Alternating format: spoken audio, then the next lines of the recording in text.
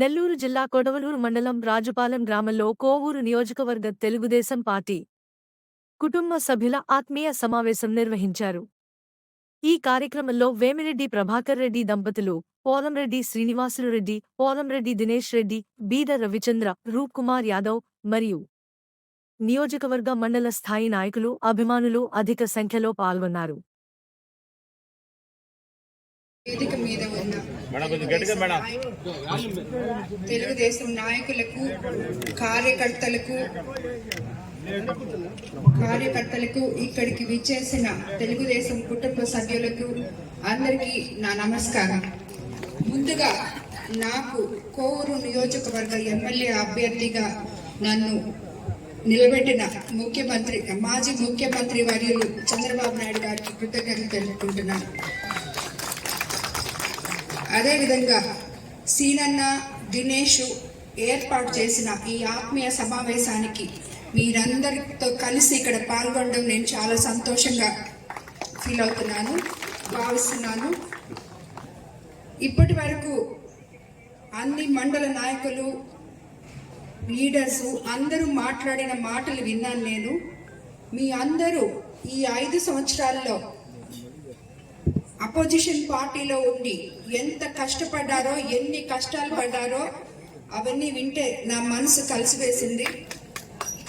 కాబట్టి ప్రతి ఒక్కరికి ఆల్రెడీ తెలుగుదేశంలో ఉన్న లీడర్స్కి ముందుగా ఇంపార్టెన్స్ ఇస్తానని, వాళ్ళందరినీ అత్యున్నత స్థానంలో నిలబెట్టానని, అదేవిధంగా సీనన్న, దినేష్ మిమ్మల్ని ఏ రకంగా చూసుకున్నారో అంతకన్నా ఒక మెట్టు పైగానే చూసుకుంటారని మీకు అందరికీ మాటిస్తున్నాను. నేను మీ అన్న చెప్పారు, నన్ను మీ ఆడపడుచుగా ఆశీర్వదించండి. మీ ముందుకు వచ్చాను. మీ పవిత్రమైన ఓటేసి కోవూరు నియోజకవర్గ ఎమ్మెల్యేగా నన్ను, వేమిరెడ్డి ప్రభాకర్ రెడ్డి గారిని ఎంపీగా ఆశీర్వదించి సైకిల్ గుర్తుపైన ఓటేసి మమ్మల్ని గెలిపించండి.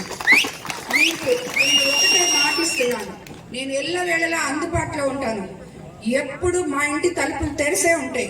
కాబట్టి నేను అందుబాటులో ఉండనేమో అనే ఫీలింగ్ని ఈ రోజుతో ఫుల్ స్టాప్ పెట్టండి. అదేవిధంగా సీనన్న, దినేష్ సహకారంతో కోవూరు తెలుగుదేశం నాయకులు, కార్యకర్తలు అందరితో కలిసి వివాదరహిత, అవినీతి రహిత కోవూరు నియోజకవర్గాన్ని మనం నిర్మించుకుంటాం. దానికి మీ అందరి సహకారం నాకు అవసరం. కార్యకర్తలతో, నాయకులతో, 5 మండల నాయకులతో జరిగింది. ఈ సమావేశంలో పాల్గొనడం మాకు ఎంతో సంతోషంగా ఉంది. దినేష్, సీనన్న కార్యకర్తల్లో, అదేవిధంగా నాయకుల్లో ఇంతటి అభిమానం సంపాదించుకున్నారు. అదంతా చూసి నాకు చాలా సంతోషం అనిపించింది. నాకు కూడా మీ అందరికీ దానికన్నా ఇంకా ఎక్కువ చేయగలను అని చేసే శక్తిని నాకు ఇవ్వాలని ఆ భగవంతుని ప్రార్థిస్తున్నాను.